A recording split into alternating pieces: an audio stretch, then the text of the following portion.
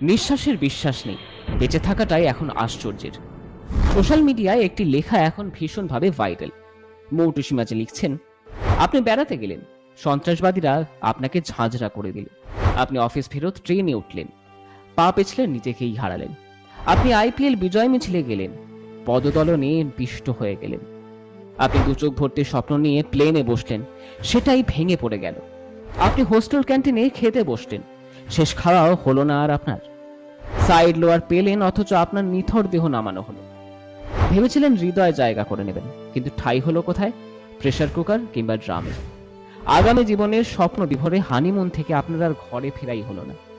হ্যাঁ, নিঃশ্বাসের বিশ্বাস নেই, বেঁচে থাকাটাই বড্ড আশ্চর্যের। তাই মুহূর্তে বাঁচুন। শেয়ার বা সিন্ধুকে টাকা জমানো নয়, বরং স্বপ্ন পূরণের ফিরিস্তি জমানোয় মন দেওয়া হোক।